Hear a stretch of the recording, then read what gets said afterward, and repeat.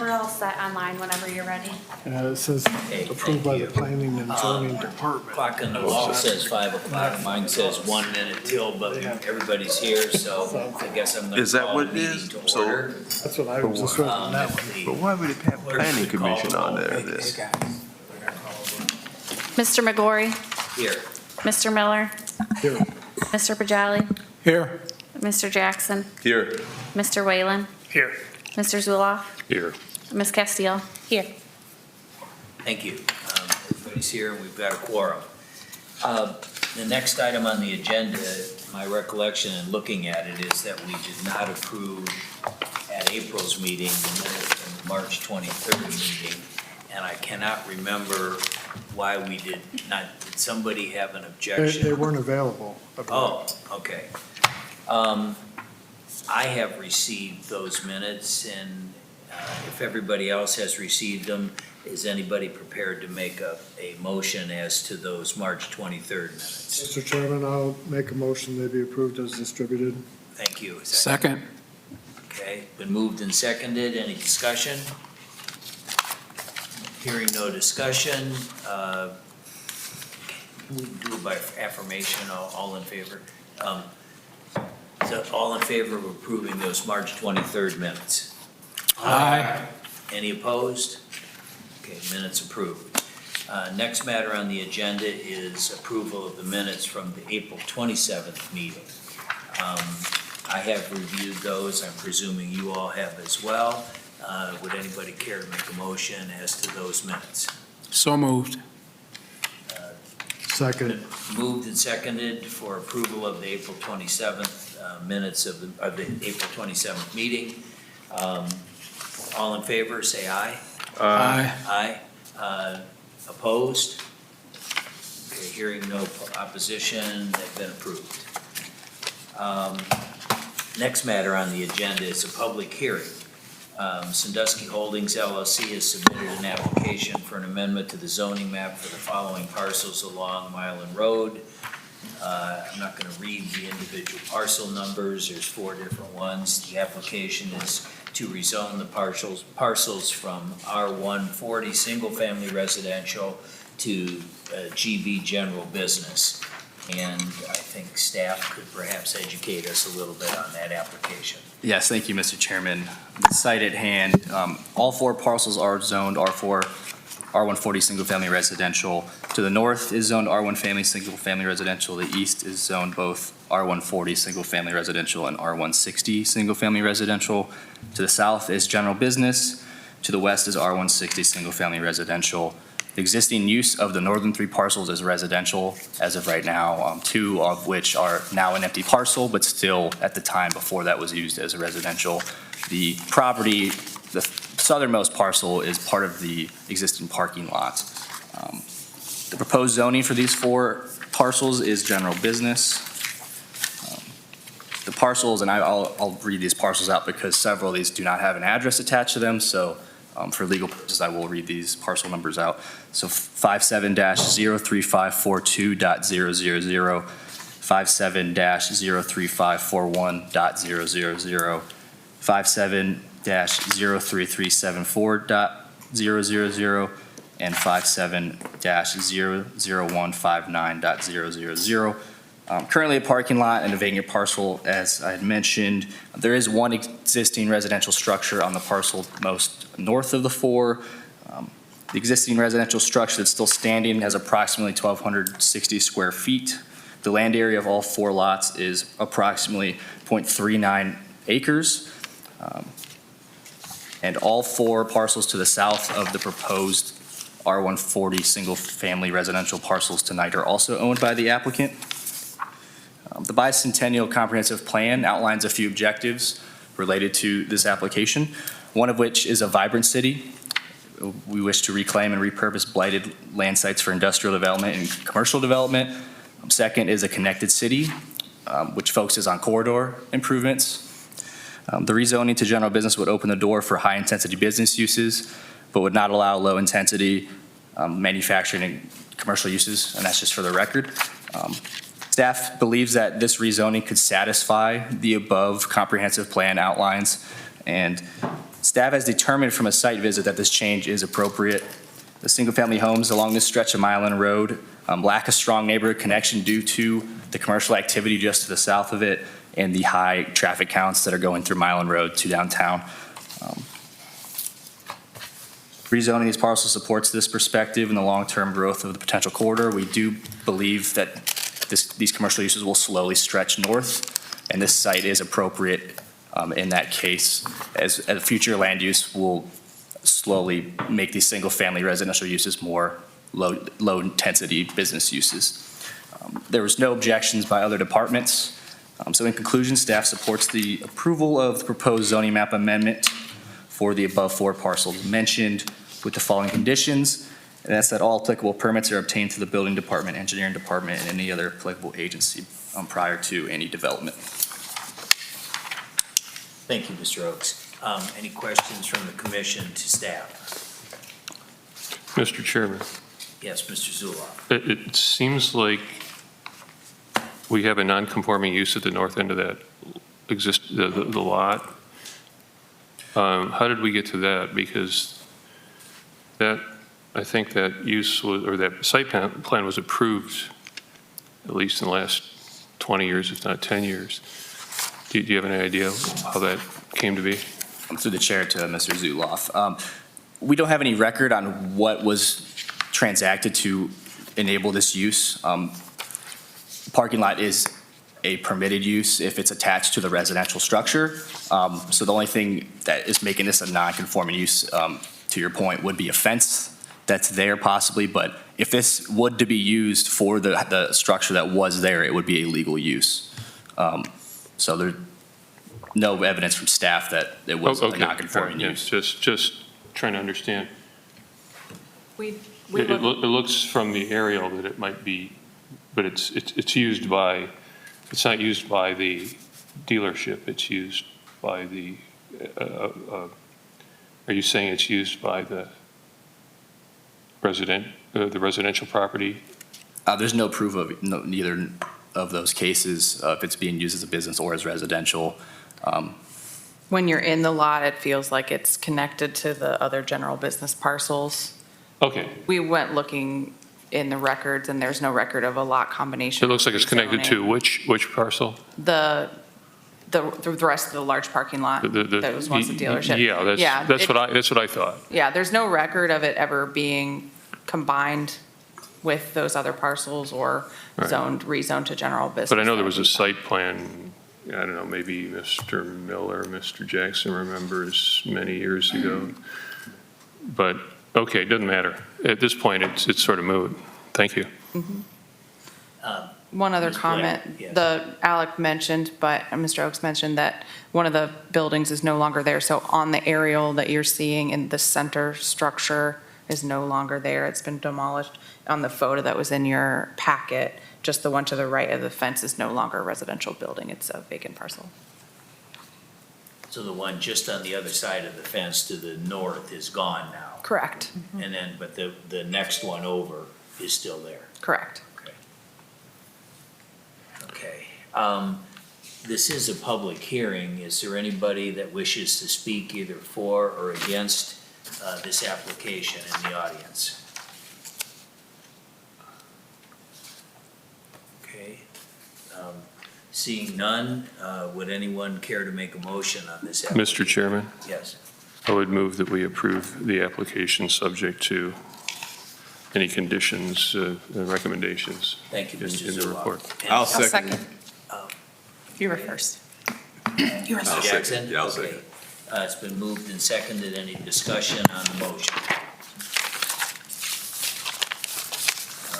Hearing none, I guess we will call a vote. Mr. McGorry? Yes, subject to the staff recommendations. Yeah, that was the motion. Mr. Miller? Yes. Mr. Pajali? Yes. Mr. Jackson? Yes. Mr. Whalen? Yes. Mr. Zuloff? Yes. Ms. Castile? Yes. Passed unanimously. Next matter.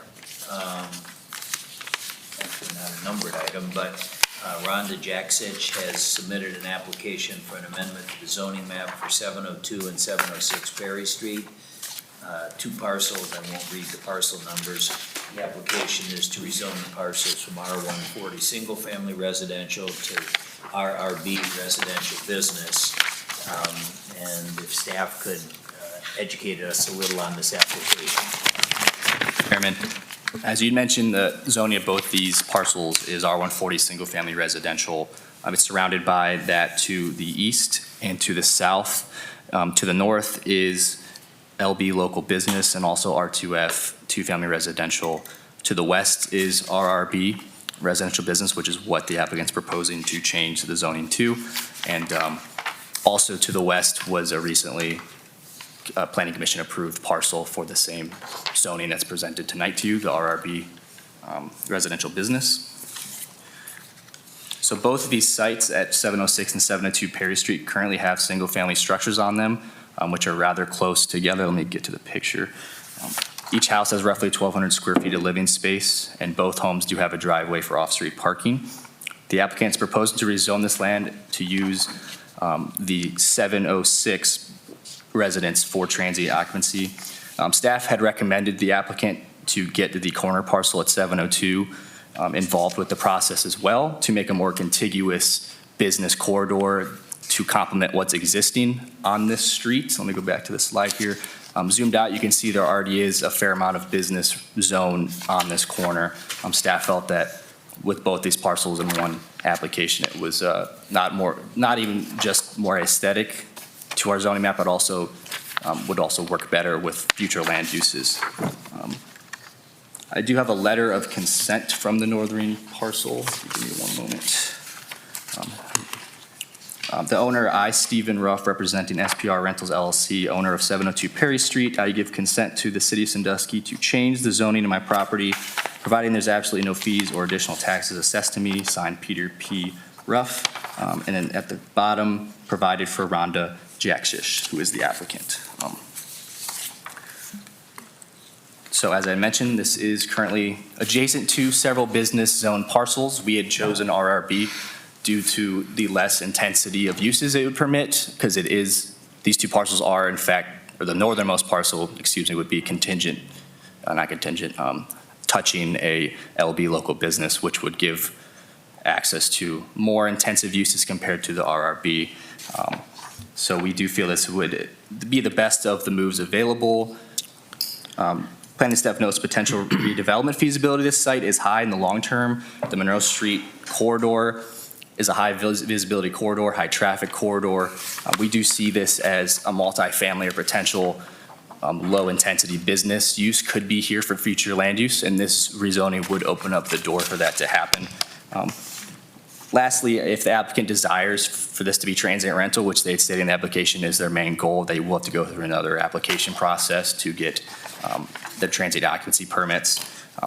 Other staff had no concerns on this zoning change, and so in conclusion, staff supports the approval of the proposed zoning map amendment for 706 and 702 Perry Street with the following conditions, and that's that all applicable permits are obtained through the building, engineering, planning, and any other applicable departments prior to any transient occupancy or other development.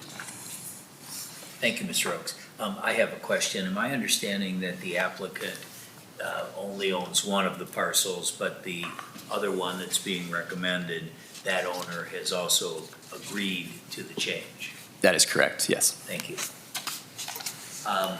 Any other questions? Yeah, go ahead. Yeah, through you, Mr. Chairman.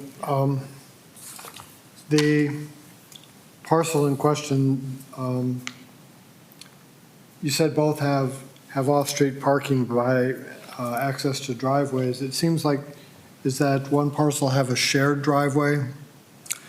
Yeah, it is shared technically, but it looks like that there's enough space for both of them to use it efficiently. So it seemed based on just staff analysis that there were more or less two different tread marks and what would be gravel there. Okay. Showing that there are two different sections of driveway, but technically it would be shared. The property line actually does fall in the middle, so whether they share it outright is unknown by staff. Mr. Chairman? Yes, Mr. Zuloff. So it would seem, I'm glad you spotted the parking issue, Mr. Miller. This may lead to an improvement in that regard, because if this becomes transient rental, the owner would still have to apply for the transient rental permit, and that includes a parking plan. Is that correct? And so that would all have to be approved, and that may force cleaning up that situation. Regarding the property that the applicant does not own and the letter, I wouldn't characterize that as, and I'm not sure it will be influenced by it, but I wouldn't characterize that as approval by that property owner. There were some conditions in that letter that we can't really promise. We can't promise the tax won't go up, and it may well if the auditor's office thinks that this changes the value of the property. In fact, I don't know what kind of conditions we can place on it's a rezoning. Once it's rezoned, yes, this applicant wants to do transient rental, which might be appropriate.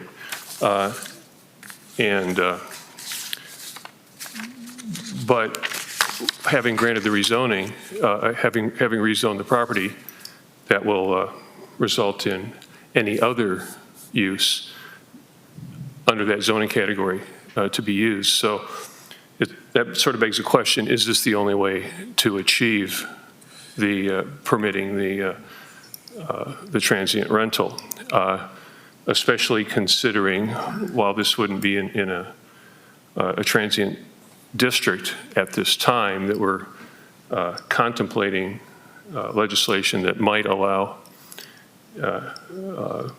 transient rentals in other places. I don't know. I'm not entirely comfortable with getting in the habit of permitting transient rental this way. It seems to sort of subvert the intent, if not intent, and probably the letter of the transient rental ordinance.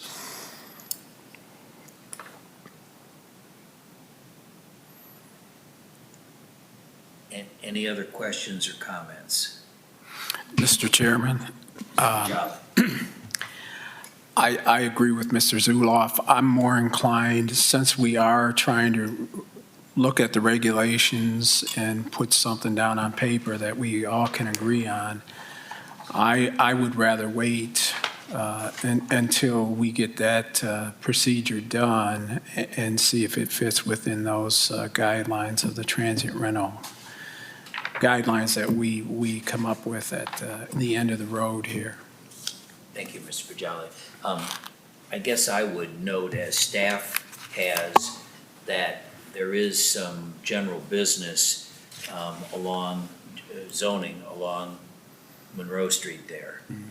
And this is the first two lots. One is actually abutting Monroe Street, and then the next one is the one next to that.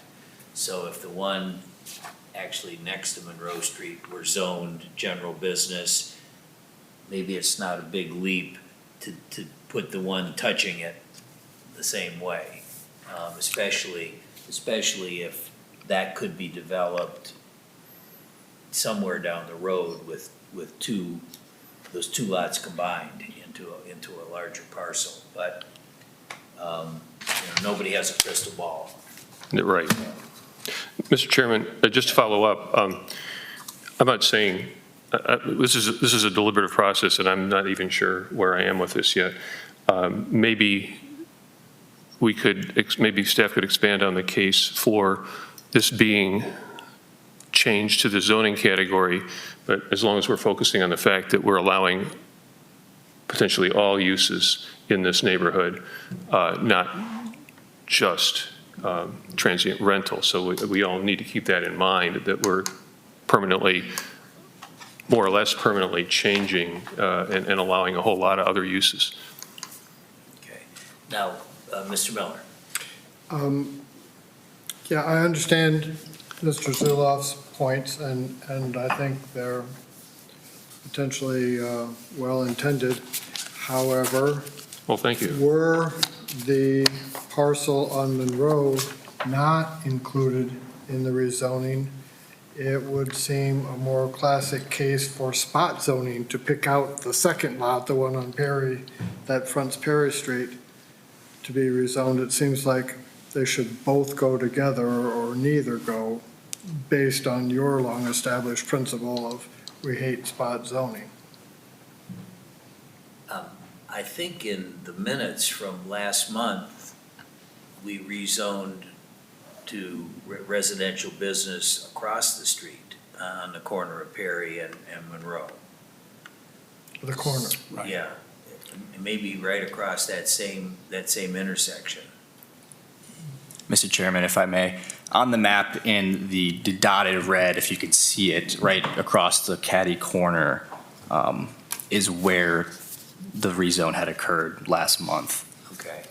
That planning commission approved. City commission has not seen it yet, but And which was a recommendation to the city commission. correct, yeah. So my point being, though, is right at this very same intersection, we've done the very thing that's being requested here. Was that at the corner or the Perry Street? Yeah, I mean, was it the property that is on Monroe or one in? Maybe Mr. Oak, are you familiar? Yeah, through the chair to Mr. Miller, it was one in from the corner. Like I said, on the screen, it's here. I know it's kind of tough to see. It's the black dotted outline.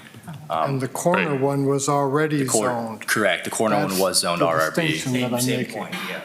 What you made, the Yes. point you made. But that also had a commercial use attached to it inside to the west. And, you know, it kind of illustrates the creeping nature of this. So how far do you want to go with it? Are you going to argue that, well, maybe the whole street should be rezoned because the corner is, again, things to think about. Any more comments or questions from the commission? I personally, I understand your point, but I don't necessarily have a problem with changing the zoning. However, your other point about this letter, did you talk with this guy on the phone? Yes, I had. Those were his only concerns, and as Mr. Zuloff pointed out, it's out of our control on whether his taxes would increase. But I mean, was that kind of had with this? I mean, he can't write a letter and expect that his guarantee his taxes. Everybody's correct. taxes goes up over time. That's correct. right? I mean, this, even if it wasn't rezoned, there's a chance his taxes may increase. So I don't know if that's as impactful as it should be, but that's what he had written. I did not guide him to do that. So take it as you wish, unfortunately. Okay. Any other comments or questions from the commission? This is also scheduled for public hearing. Is there anybody in the audience that wishes to speak either for or against? Okay, sir, you want to come to the podium, and since it's a public hearing, we have to swear you in. Or you just We have them do. say their name and address. We do? You don't have to swear them in, you just have them say their name and address. Okay, all right, well then just. My state name your is Chuck Kreisner. I own the property directly across the street. Now, everybody discusses these transient rentals, and they discuss the parking. There's no parking there now. So I don't know what the parking plan is. Could somebody explain that to me? I'm not against anybody making money off their property. I'm not against having a transient rentals, but if there's no parking there now, where are they gonna park? That, number one, is something that's going to have to be complied with in order to do the transient rental. But does anybody on this commission know what the parking plan is? Do you park in the front yard? You tear up the grass and park in the front yard? Well, they'd have to submit a plan to the city, and that plan would have to be approved. And I suppose you could reduce the size of the grass and increase the size of the drive if the city approved it. The lots are, restrictive. That's the only problem I have with all of it, is the noise and the parking. But otherwise, I feel anybody that owns a piece of property should be able to make a living off of it if they want to in the way they choose, you know. It'd be nice to see that the country's still free. Now, I have a question. So when you say you live across the street, across Perry Street or across Monroe? Right across the street from 706. On Perry Street? I'm 705. Okay, all right. Good, I just wanted to know where you were talking or if you Okay. were across. That's a Monroe. commercial piece of property. Okay. I actually have a machine shop in there. Okay, that's good to know. Through you, Mr. Chairman. Yes, Mr. To add on to his question there, and I'm reading from 1341-32, it will be illegal for them to park on the street on transient rentals. Well, then, I don't know how they're gonna use the property. They may not be able to. You got a map of the property, you can see how wide they are. What section, Mr. Jackson, were you citing? 1341-32 on transient rental property regulations. Right. That's the part that calls for a parking plan. Yes. Everybody that lives there parks in the street now. Except, This is fine with me, I don't object to any of that. but owners and full-time tenants, I guess, can do that, Yeah. but transient tenants cannot because that's what the code says. Well, in the interest of time, let's not get into a debate with the, No, I'm just, it's not a debate, it's just answering the question, so. yeah, okay. Well, I just thought I'd bring it up because I sit in the meeting and I listen to everybody says, well, the parking, you know, we'll make the parking plan. How can you make a parking plan if you don't have any place to park? Through the chair, if I may add to that. Yes. The transient parking requirements reflect the zoning requirements for any new building. So in this case, it'd be 2 spaces per dwelling unit. In this case, 1 dwelling unit is 1 house. So for the 706 property that we're talking about right now, if you see the bottom right picture on the screen right now, staff judged just from a visual that you could fit at least 2 cars there, which would meet the minimum. But if we were thinking possibly even 3. So as we were to look into the application, if this were to be approved for the transient rental, whenever that application comes across my desk, that's something I would look at.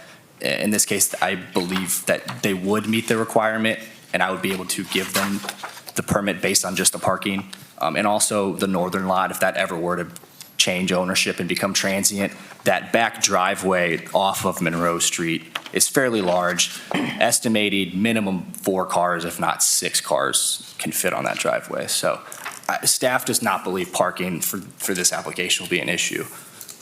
Thank you, Mr. Oakes. Thank you. Through you, Mr. Chairman. Yeah, Ms. Castillo. I just wanted to make the comment that I tend to agree with Commissioner Pachali and Mr. Zuloff with regard to holding off on zoning changes when the end goal is pretty,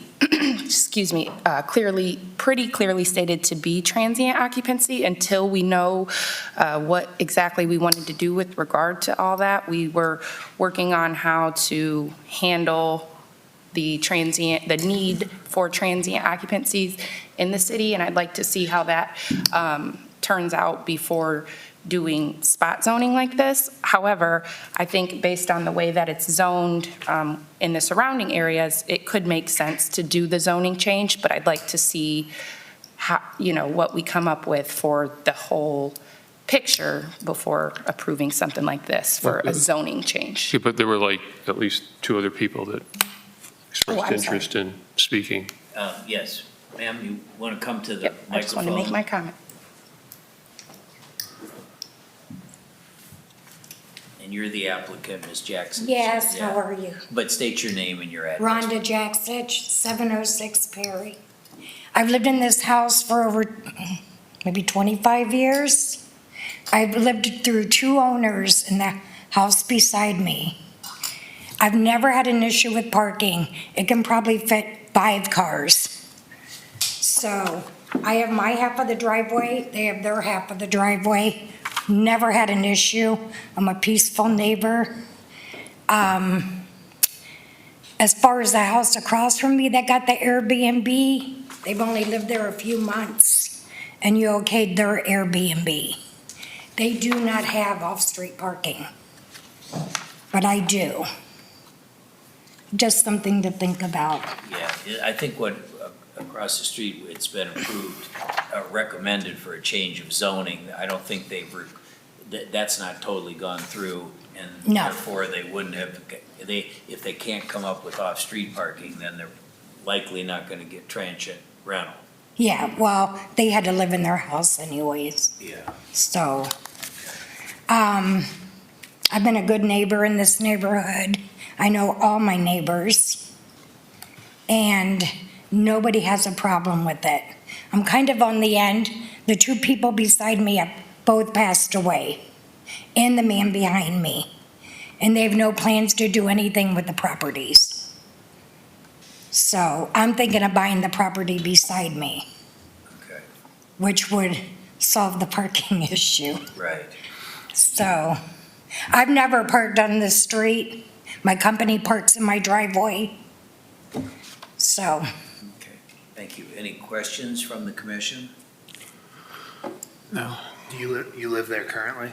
yes, I live there currently, but my mother is not doing well. I want to move in with her. So the Airbnb was a way for me to keep renting out my house without permanently giving up my house. Understood. You know, and I've stayed in Airbnbs all over the world. I believe in them. I'm picky. I've redone my entire house. I just don't want anyone coming into it. And you can scan people and pick the right people to stay on your property. This is not something I'm going to do every day, but I'd like the choice to be able to do it in my home. All right, thank you. You're welcome. Any other questions? No? Okay. Thank you. Thank you. Anybody else care to speak pro or con on this application? Okay. If I may, this is Brendan, Oh, remote. thought it was God. Well, I appreciate the compliment, but no such omnipotence. I believe there was a question earlier about the verified statement. Is that correct?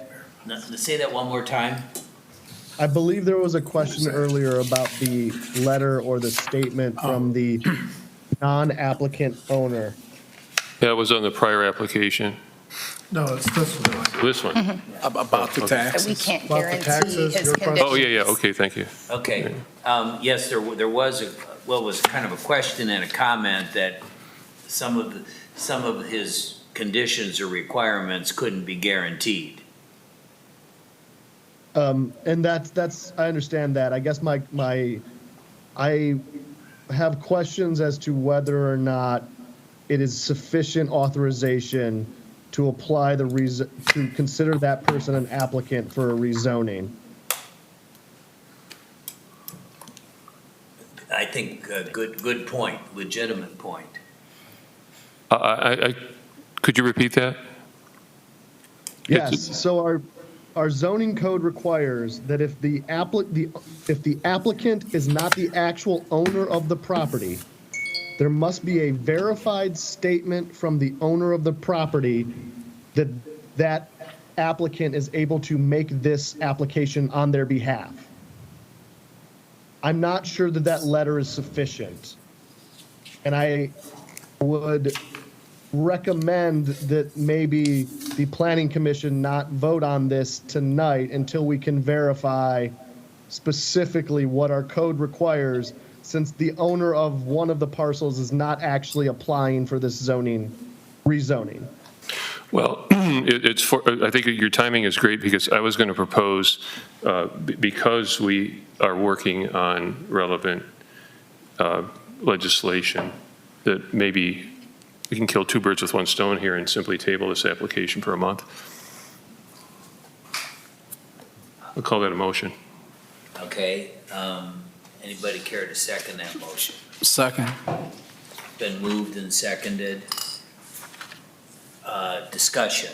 I would like to comment that the law director's concern, I think, is legitimate. Personally, I don't individually believe, and I can vote on this one, that even though the potential goal is perhaps transient rental, that's not really the issue before or what we're voting on. It's a zoning change, and there were some, I think, legitimate reasons for making that zoning change aside from transient rental. But I do agree that if we were to do both parcels, I would want to verify statutorily or ordinance-wise that we got full agreement from the second property owner. So that's my comment. Again, I don't tie it into whatever else is going on a program or a proposed program for transient overlay districts. I think that's a separate issue, even though it's been mentioned that that might be an end goal here. So I would be inclined to table it for a month, just unless that other property owner is here and can speak up. And apparently they're not. No. So. Well, the commission will allow the chair a lot of latitude here, but it's not debatable anyway. It's a motion to table. No, well, it's been moved and seconded. There was discussion on that motion. It's the motion to table, I thought, was not debatable. I could be wrong. Oh. Well, I think you got to vote on it, and Right. and I think you can discuss the pros and cons of it. So, but anybody else have a comment on that?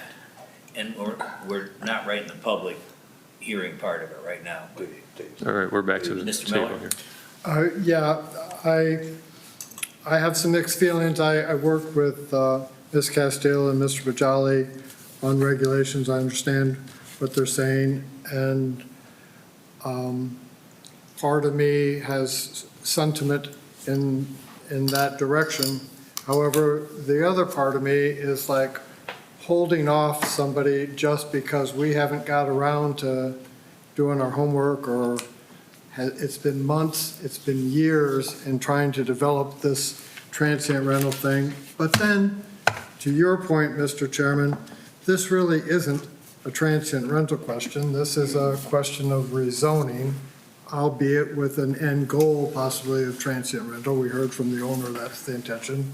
I think the law director gives me the out that I'm comfortable with, that this isn't just pushed off until we, some fine day, come up with revised ordinances. It is answering a very specific question, whether or not this second parcel, which I think they should go as a unit to avoid that perception of spot zoning. In order for them to both go, we've got to make sure that absolute corner lot is in the right legal basis to make that zoning change. Mr. Chairman? Mr. Zuloff? If Mr. Miller is saying that the second reason is a stronger reason for tabling it, I completely agree. Okay. Any further comments? Mr. Chairman, just for clarification, my thinking is before we approve anything, and I know this isn't a transient rental, this is a zoning issue, right? But before we approve anything when it comes to future transient rental or current transient rental, we want to be consistent. Exactly. I want to be consistent. It's like when the applicant was up here, she said, you approved this for somebody that lived here 9 months or 6 months, 3 months, and she's lived there for 20 years. I just want to be consistent so we don't run into a lot of things where people are saying, well, you did this over here, but now you're denying me, or you denied me and you're approving this person. That's why I think it's important to get these guidelines nailed down and move forward. But again, both of those were zoning issues, not transient overlay. True. And I agree with your first statement. We do need to be consistent. Yeah. And a month ago, we approved the zoning change for a very similar reason, right across the intersection. Just for the record, Mr. Chairman, I voted no on that. Okay, but you were voted down, so, but anyway. All right. We can move. But I am very concerned about what the law director said, so. Yeah.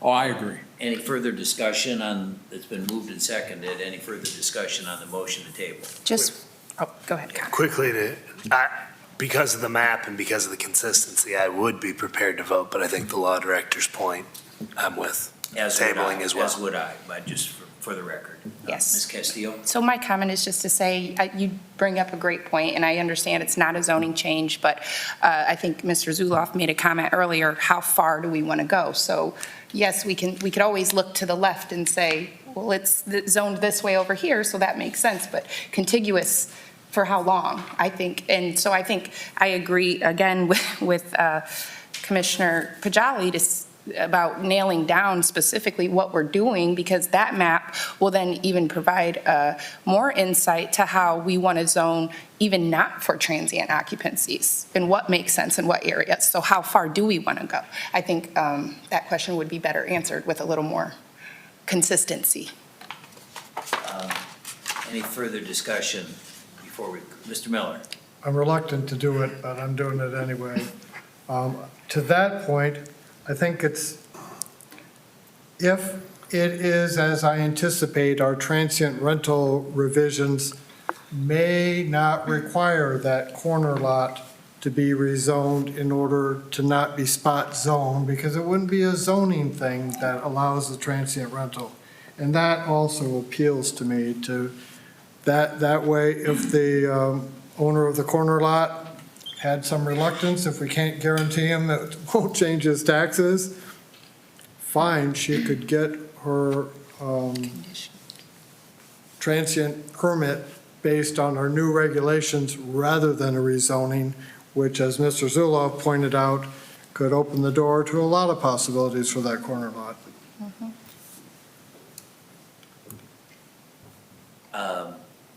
Back to the concern that everybody seems to agree with from the law director. We have a motion on the table, or in front of us, moved and seconded to table for one or more reasons. Any more discussion before we call the question? Okay, let's call the question. Mr. McGorry? Vote to table Mr. Miller? for the reason of the law director's statement. Yes to table. Mr. Pajali? Yes. Mr. Jackson? Yes. Mr. Whalen? Yes. Mr. Zuloff? Yes. Ms. Castile? Yes. I have a pen. Okay, it's been tabled, and the matter will be brought up, and I presume staff will be in touch with the other property owner to see if we can get written authorization to move forward on the application for both parcels. That's correct. Thank you.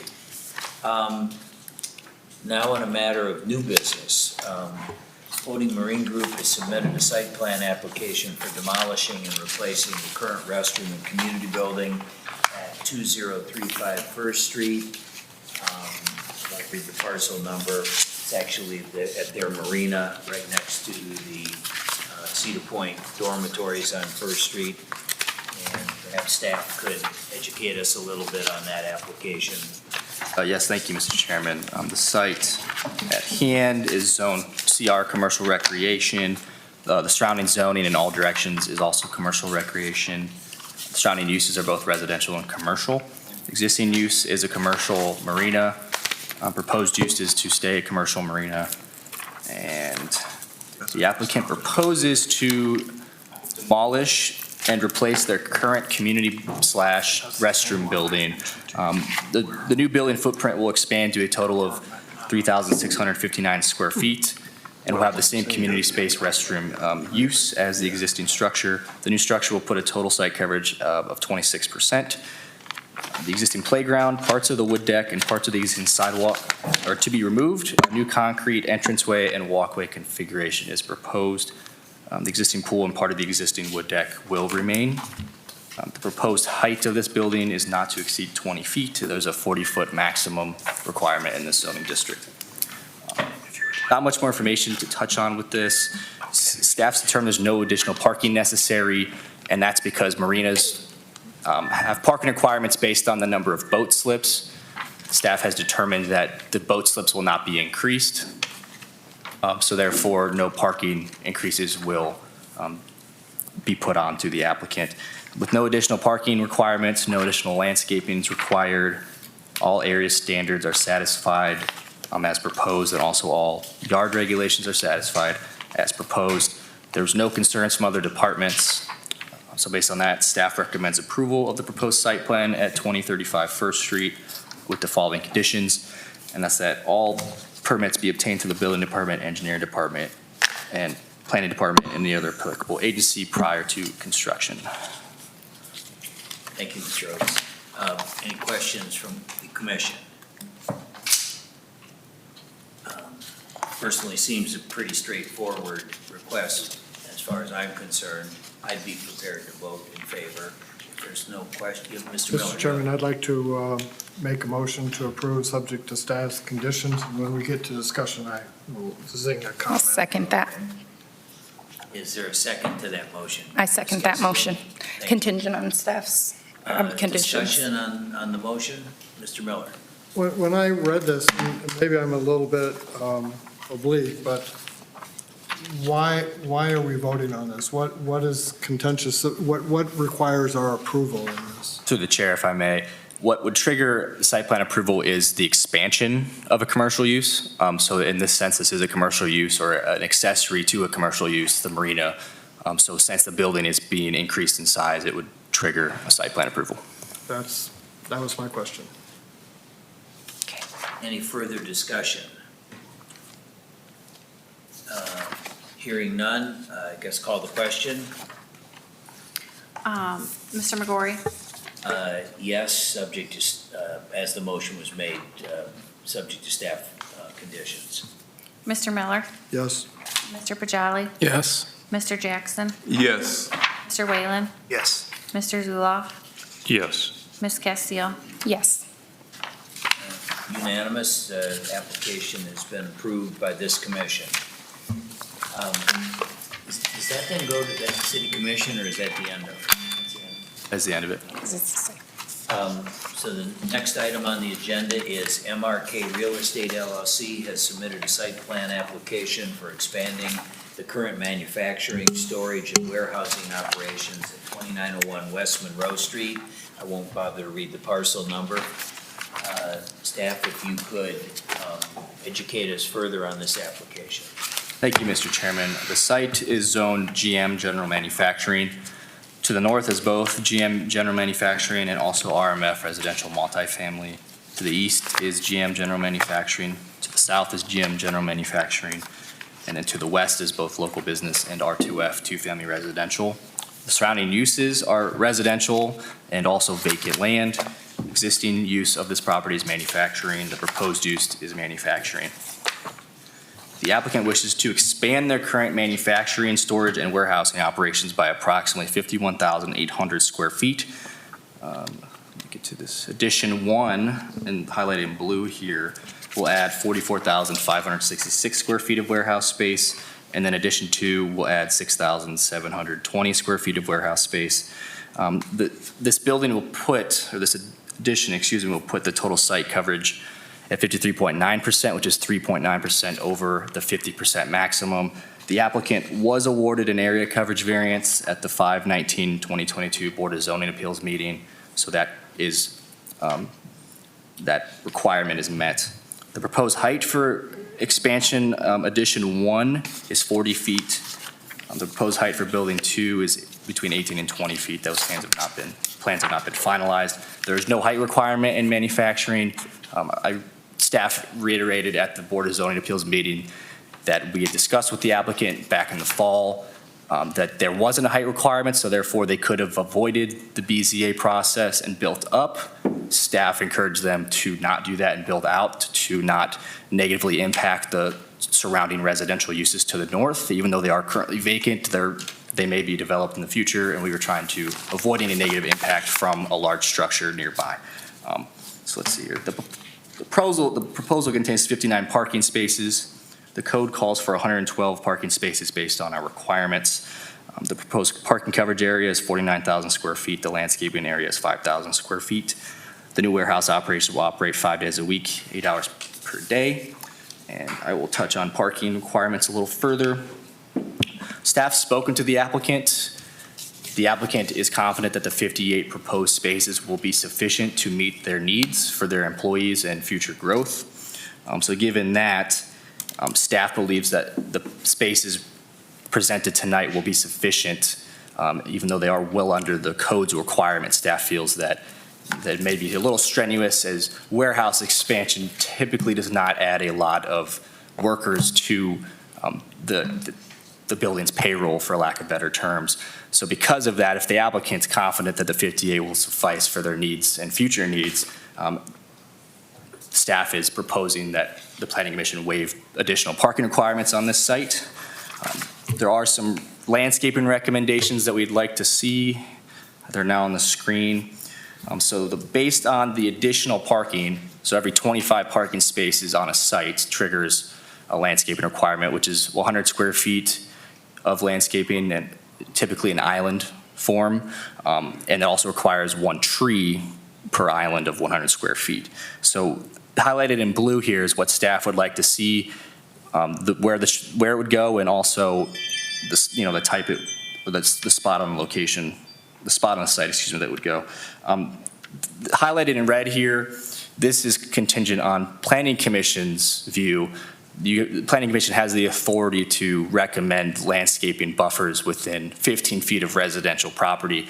Now, there is a street that would separate the manufacturing use from the residential on the west, but staff does feel that adding this landscaping buffer would minimize visual impacts for these residential uses. Even though it is beyond 15 feet, it still is technically touching the existing parcel based on zoning standards. So we would like to see that. We would also like to see a tree placed, and if you look at the image, it's the southernmost green, tree shape in the red box. That the original application had a drive aisle there because that was existing. They're proposing to remove that drive aisle, so therefore we'd like to see a tree there to continue that buffer. And then the orange here highlighted is just additional landscaping that staff feels would help beautify the site. There is no requirement that Planning Commission has or staff has that would make the applicant follow these landscaping recommendations, but it's something staff would like to see. There has been some details added between the fall preliminary meetings up till this point with the applicant, and that's the traffic flow and entry sequence adjustments, parking adjustments, removal of 1 vehicle entry, and also the apron, building phasing plans and square footage. All of the original concerns from Public Works and Engineering Department have been met. I did discuss with them and double check that they are confident with what's proposed now, and they did say yes, they have no additional concerns, and no other departments had concerns. Staff recommends the approval of the proposed site plan at 2901 Monroe Street based on the following conditions. That's that all applicable permits must be obtained to the building, engineering, and planning departments prior to any construction, and that the landscape plan be updated according to staff Planning Commission recommendations. Thank you, Mr. Oaks. I have a question, and I guess this has come up before. When there's a suggestion as to what planning would like as far as landscaping, but cannot require, if we were to make that recommendation, now, I guess my first question is, has that wish list or goal been discussed with the applicant at all? It has, yeah. I did discuss with them prior to this meeting about this drawing in particular and our vision for the landscaping. They seem to be willing to be compliant, at least at a minimum, with the red box, or the recommendation that Planning Commission has the authority to authorize, and definitely the staff condition on the blue box with the 1 tree. Okay. The additional landscaping wasn't necessarily agreed upon with the applicant, but once again, we can't force the applicant to put this landscaping. It's just something that would help beautify the site that staff would like to see. And I understand that. Yeah. I feel some discomfort to make a motion saying conditioned upon everything that is being suggested, unless the applicant, maybe in the future, we could try to find out if they are in agreement with something, and if they're saying, even though we can't require it, they are in agreement with it, then that could be part of the motion, I guess. The applicant, I believe, is here, so you could possibly bring him up and ask him to touch on that further. Before we do that, any other questions of staff? That was Yes. exactly my point. Okay, we're getting into the weeds and bushes here, but there's something that really kind of stands out here. Did you cover the fact that this plan seems to encroach on city-owned property here? What's that? There's a strip of land that's city-owned, that runs all the way from Monroe all the way to the marina. And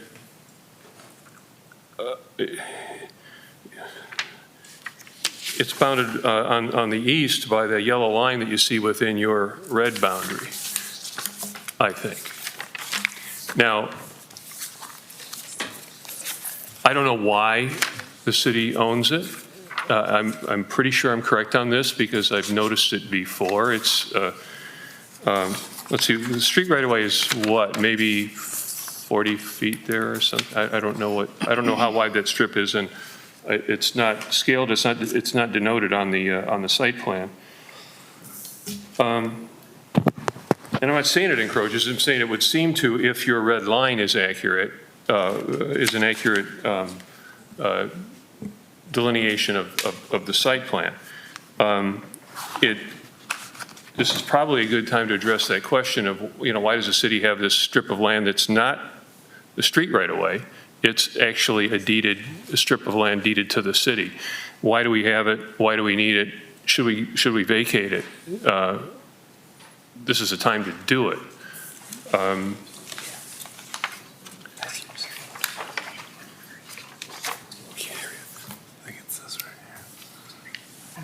You can see in the property just to the north, you see that real narrow strip to the right of the street?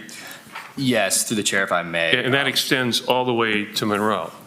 That's correct. That little sliver is. I believe that, tell me if I'm wrong, but I believe that is actually city property, not just street right away.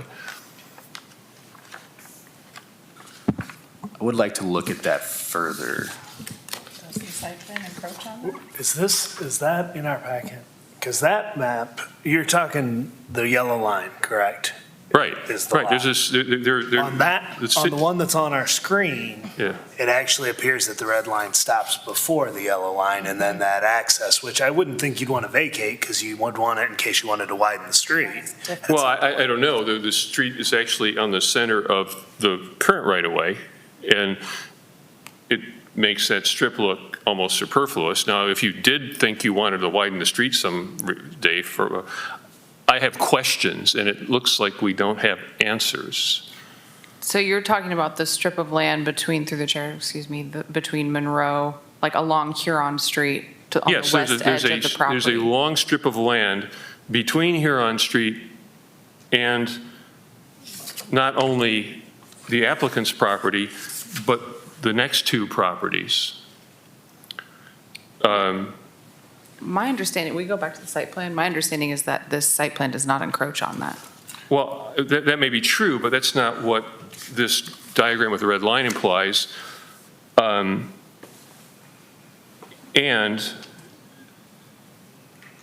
is it time to vacate that and alleviate some of the crowded parking here?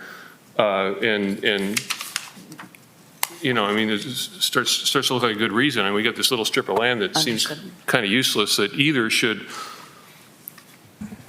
be contributed to the street, which I don't think we need. There's not a lot of traffic on that street, or should it? I don't know. Through the chair, that strip of land will be the Sandusky Bay pathway. So it'll come along Monroe Street and then up Huron. So you're using that for, and you're confident that this site plan does not encroach Yes. upon, okay. So that's what I didn't know. I didn't know that that was planned for the pathway. There's been multiple configurations, whether it would go up the east edge of this property and along the north. We've had conversations with the Right. property owner for that. But that's the and rationale for neighboring making sure we property keep it then. Yeah, I would agree with that. Thank you. Any other questions or comments from the commission? Mr. Chairman, my only comment is I would like to, if the applicant's here, I would like to hear what they think about the landscaping recommendation. That was going to be my next question. Okay. But go ahead. Would the applicant care to explain their plan going forward for the landscaping? If you could come up and identify yourself. I'm Craig Dunaway. I'm the general manager of the Rig Color business at 2901 West Monroe.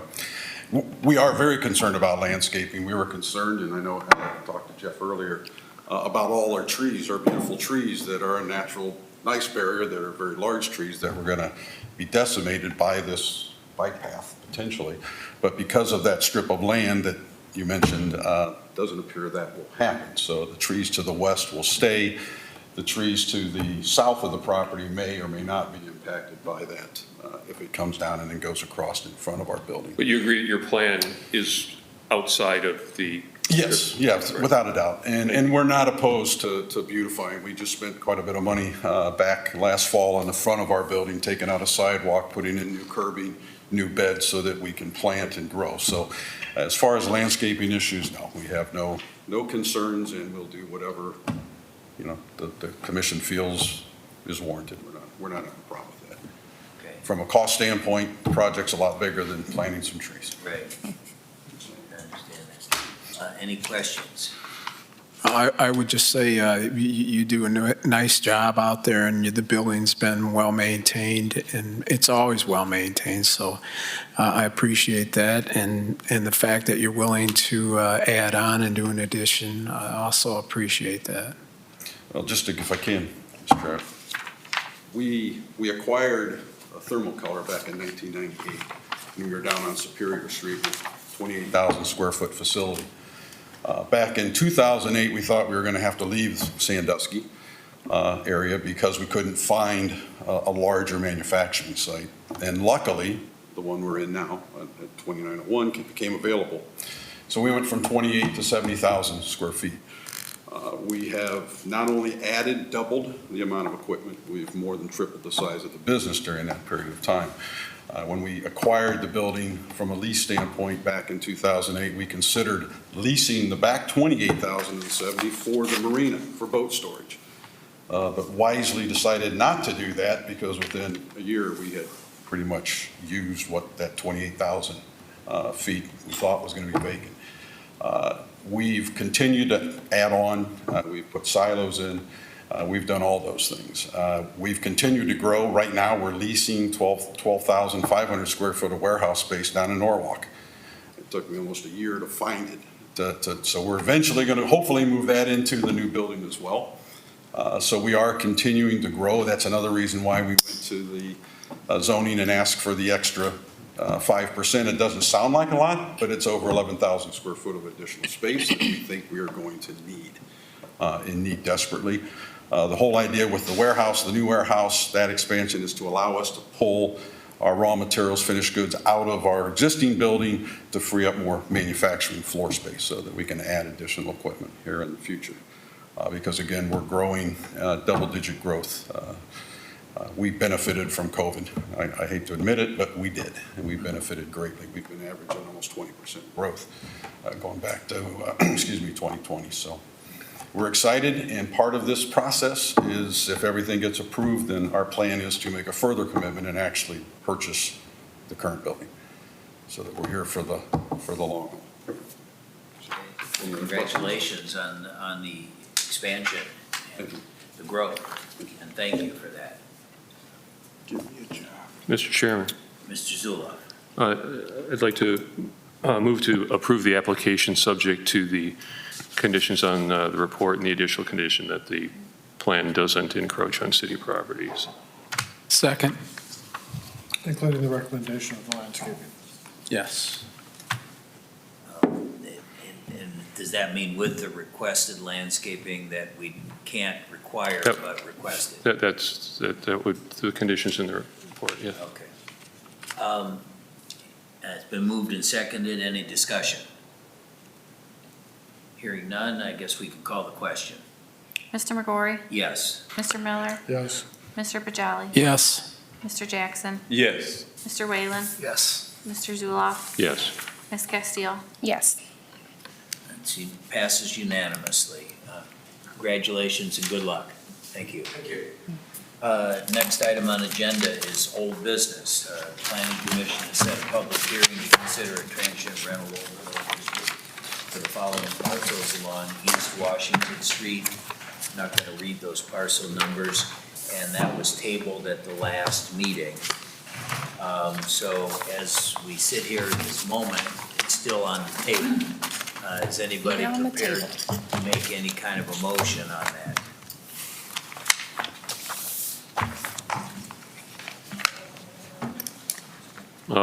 Motion to take it off the table? Mr. Chairman, You'll second it? that's not a second. As a point of order, or question, I think. Do we have any idea when it will be the case that we will have revised, recommended transient regulation or ordinance, lest we get into the same position we were in previously about being reluctant to make a decision without having that new determination? Seems like it might be better on the table if we don't have anything to advance our framework of understanding or our procedure or our regulation.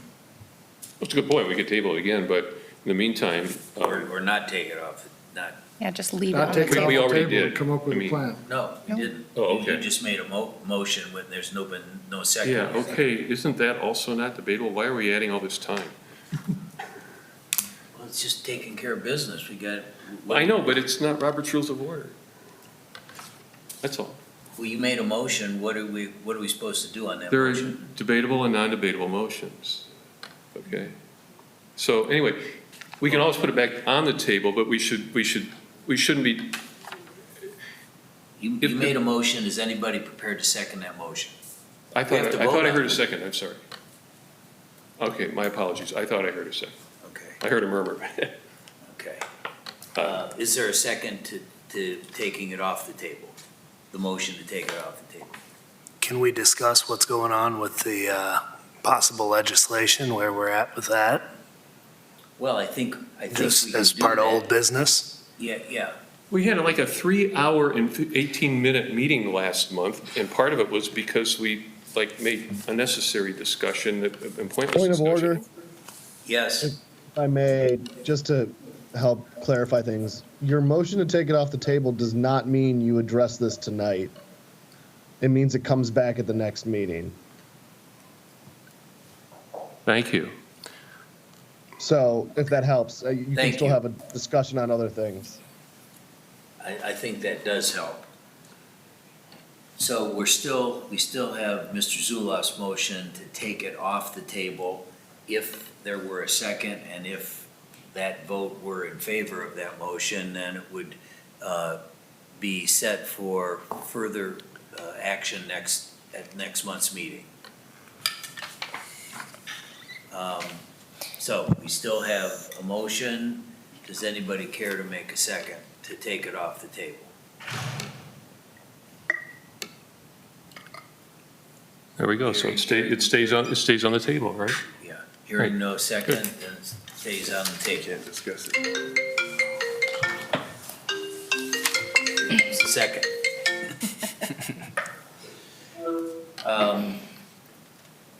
Then, the second part of that old business was You ain't at home? Planning Commission set a public hearing to consider transient rental overlay district roughly bound by West Monroe Street to the north, Marquette Street to the west, Superior Street to the east, and then extending the railroad tracks to the south. It was tabled at the last meeting. Very similar to what happened in just the previous vote. Anybody care to make a motion to take it off the table? Mr. Chairman, just I guess if it remains tabled, I know there are some people in the back row that came to speak on this particular item. Would they still be allowed to speak tonight, or would we have to wait until we? Mr. Chairman, I think taking it off the table would basically continue the public hearing. So either we want to continue the public hearing and allow new thoughts and additional comments, or we wait. If I may, Mr. Hiles. everything that was tabled at the last meeting was just tabled. It wasn't tabled with a specific time frame to bring it back. Right. Which means you need an affirmative vote to remove it from the table. It then gets reset at the next meeting. So anything you remove from the table tonight, you will not be on the agenda and considered until the next Planning Commission meeting. However, as always, the chair does have discretion to elicit discussion during old business on any and all topics. If the commission would like to receive some feedback or hear from some folks on a particular topic. It just would not be part of the tabled hearings for the transient rental consideration. Thank you, and I have a further question. If both of these are left on the table, could they be brought, could a motion be made to take them off the table at next month's meeting, and then they would be heard the following month? Yes. Okay, thank you.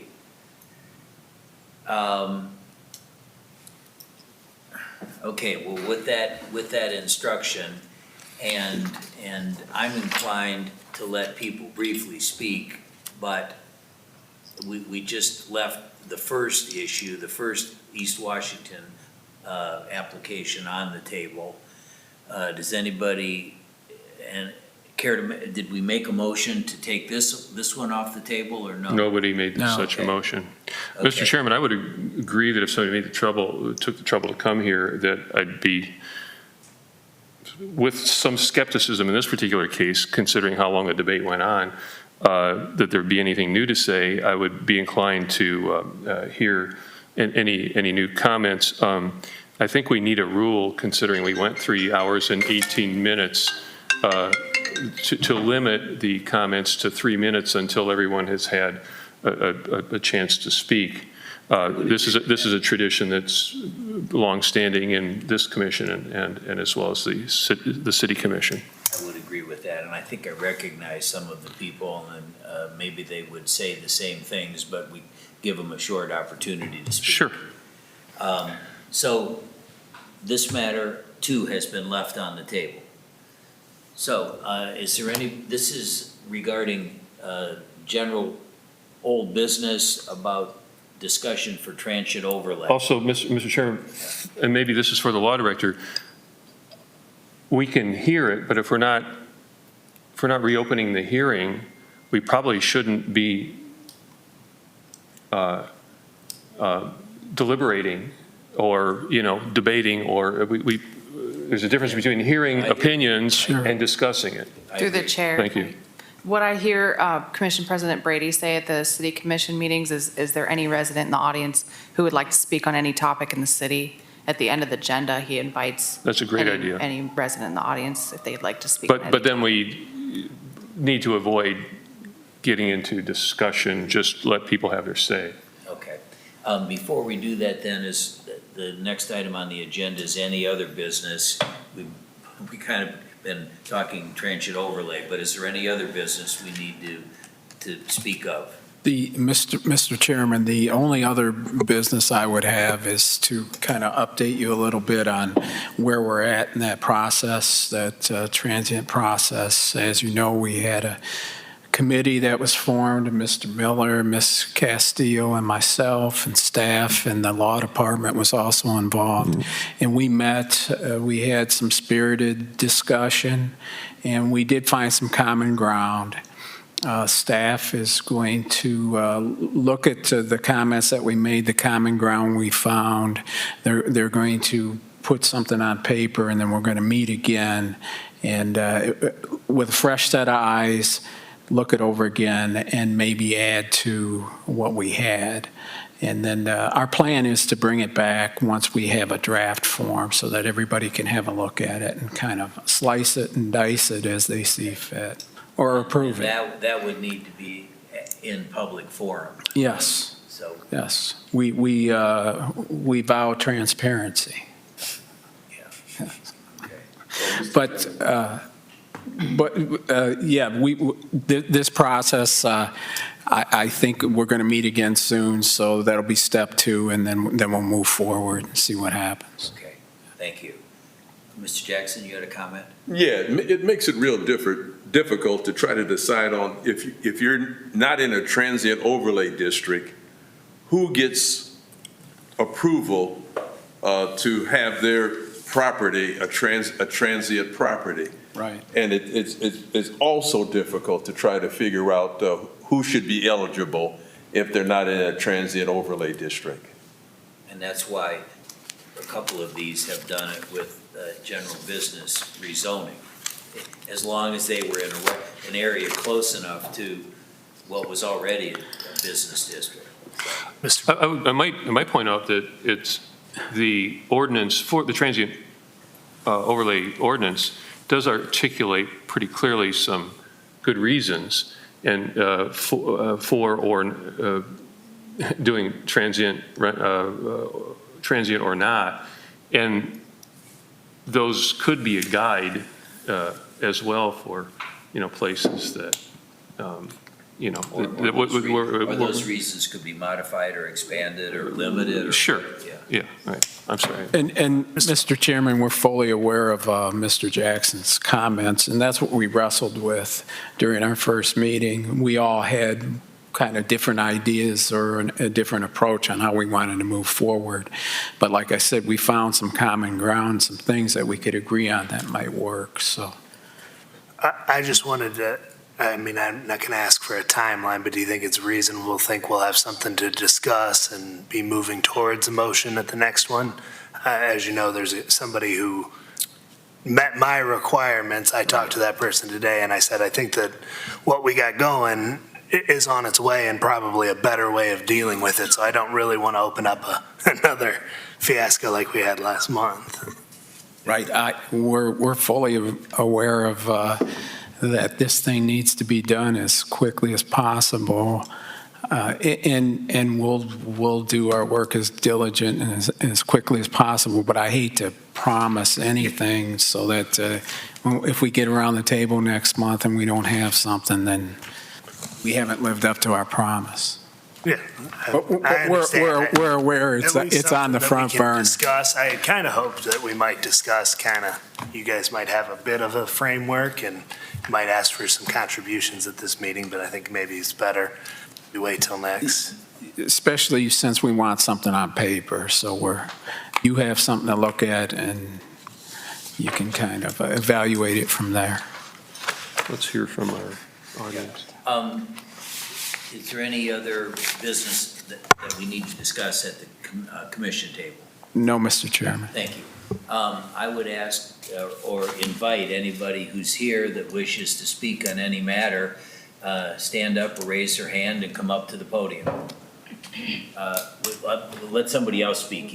You'll get your chance, but there's people behind you.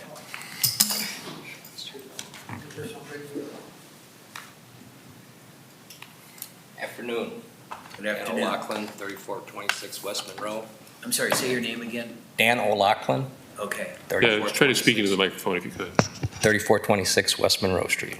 Okay. I had the pleasure of speaking with you at the end of April about the proposal for the West Monroe Street area. It was brought up that the petition that I had was 6 months old. That was brought up more than one time. I had 48 signatures against at that point. Spoke with some of the neighbors after that meeting, and we decided that, Mr. Pajali made a very reasonable comment about, I'd be curious how many were owners versus renters. And then also, we talked about this could affect the whole area, not just that small area. The West End starts at the tracks and goes all the way to Edgewater Drive. These are our homes. People have lived out there for decades. I met one gentleman that signed this new petition that I have. He's lived out there 81 years. It's a long time. So we did a new petition. I went from the coal tracks all the way to Edgewater Drive, up and down every street for the last 3 weeks. I brought new ones, got 130 people against this, signatures. Some of the people that signed, there's 3 people that own multiple properties. Out of the 138 were renters. Some of the renters that I knocked on the door, I'm not signing that. I don't want to get evicted. So I've got copies of the new petition. This is not really something that we feel for our neighborhood is a good thing to have come in. Also, I found out that at the end of LaSalle Street, there's a home that somebody has fixed up, and he's told the neighbors there, I'm doing it, which I don't believe that's allowed under the city rules. This is what we're afraid of. The gentleman that was proposing the others up by Monroe Street, and then meeting people, I'm finding out, okay, we got another one that's getting ready to pop up at the end of LaSalle Street. If it starts all over the place, the next thing you know, our neighborhood is nothing but Airbnbs. I mean, there's places for that. The West End is a great place to live. It's like, you're in Sandusky, but it's like being away. I mean, it's peaceful, tranquil. And the people that are out there, like I said, that have lived there for decades, we just don't want this disruption in our neighborhood. And I think this speaks volumes. I mean, some people didn't answer the door. You see a guy with a clipboard, you think he's selling something, right? So, and I appreciate that. There were a few that didn't care one way or the other, but that number was small. So I guess, I know we're not really going to discuss any of this. I brought these new petitions. I've got one for you folks and one for you. We'd really not like to have this on the West End. Nothing personal against the people that want to do it, but that's my home. I'm getting ready to retire in 5 years, and I don't want to be dealing with Airbnbs up and down the street. And like I said before, too, I rent. I'm a landlord. Okay. Okay. Yeah, you kind of Okay. went through 3 sorry. minutes, but Okay. thank you. All right. And we have your petition. Thank you. Anybody else in the back row?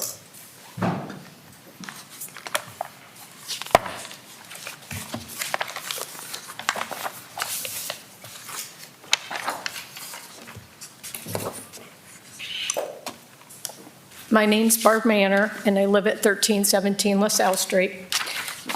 The gentleman in question that wants to do the Airbnb, for everyone's information, had this May 16th to May 20th until Erie Metro Housing asked him to take the sign down. At the very bottom, it says, Section 8 only, must be willing to sign 31-day lease so multiple families will be able to enjoy throughout the year. Erie Metro Housing does not rent for 31 days. They rent 1 year at a time.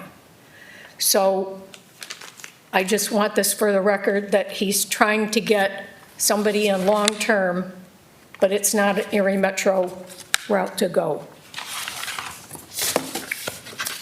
So he was asked to take that sign down by Erie Metro Housing. Thank you. Thank you.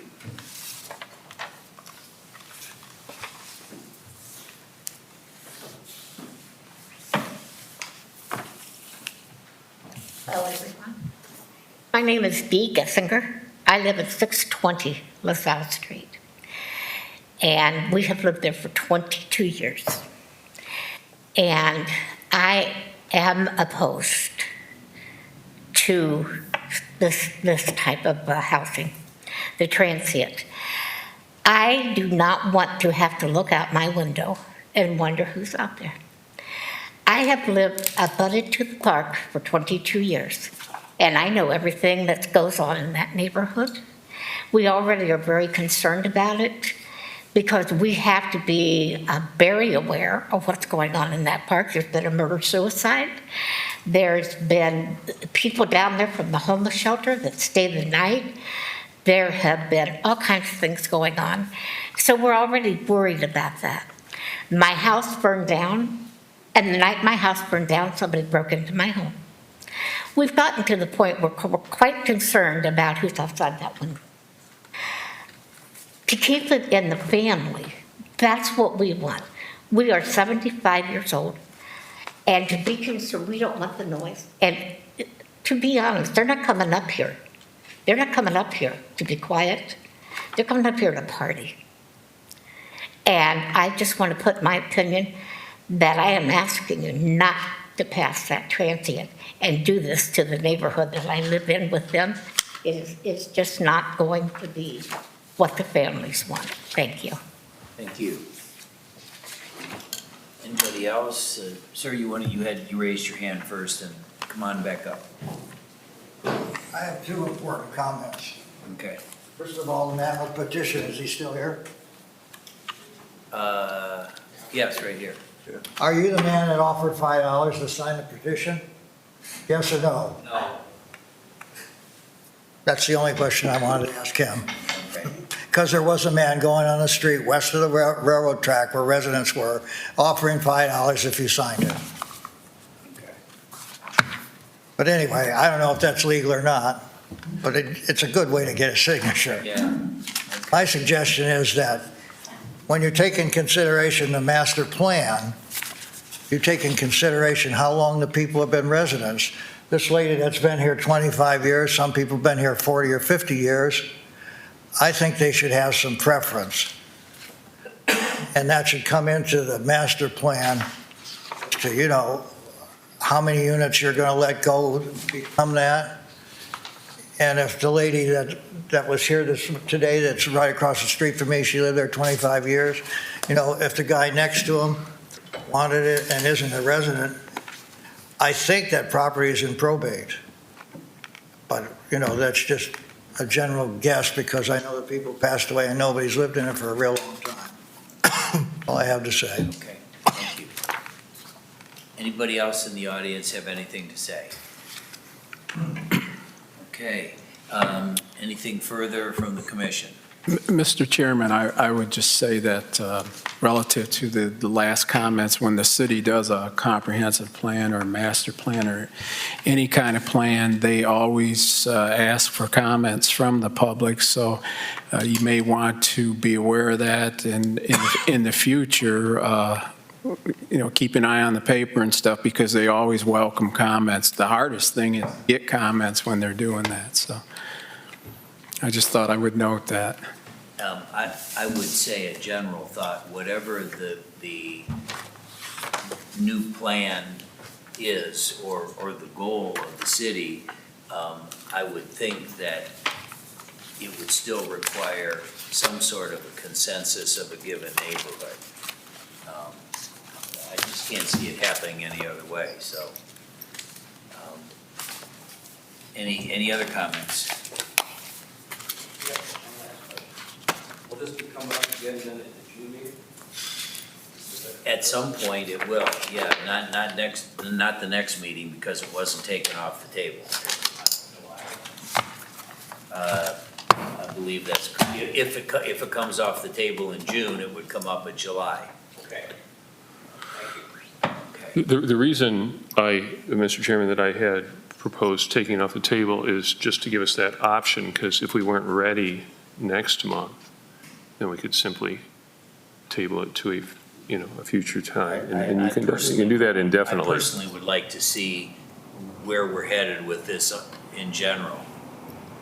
Right, but there's nothing stopping us from saying if we're not ready and table it again and table it to a future time. Right? Remaining on the table gives these people peace of mind that they got a month of of notice before they got to Through- come back through you, to every Mr. meeting too. Do you, Mr. Chairman? Mr. Jackson? Yeah, I want to say to everyone out there that. Good point. We do pay attention to the pros and the cons of the individuals that show up at meetings, and we take all that into account. Thank you, Mr. Jackson. Anybody care to make a motion to adjourn? So moved. Oh, I'm sorry, Ms. Blair. Mr. Bajali reminded me that it would be a good time to invite you all to the open house that we're hosting next Wednesday from 3 to 7 p.m. at the middle school for the celebration of the new temporary home for Sandusky Rec. There's going to be a ribbon cutting at 4, so we'd love to see you there. 4 o'clock? 4 p.m., there'll be a ribbon cutting. And we'll also have a table to do some Southside engagement, Southside plan engagement there. There's also going to be kids' games, food trucks, and a bunch of community services, so it should be a good event, and I'd love to invite you all. What's the date on that? It's next Wednesday, June 1st, Okay, from 3 p.m. to 7 p.m. at the middle school. okay, thank you. Thank you. To a party at the yacht club. Mr. Heil, are you still there? Mr. Yes. Heil? I am, yeah. Pete McGorry, I need to speak with you on another matter. Are you going to be around tomorrow? Why don't we set up a call, Pete? I'll make sure, I think I know what you're talking about. I'll make sure, Okay, what, is there a good Why time? why don't you stay on the horn after we adjourn? All right. Yeah, if you could just stay for a Did we minute. adjourn? And is there a motion to adjourn? Yes, so moved. Second? So all in favor? Aye. Opposed? We're Say adjourned. 4 o'clock. Thank you.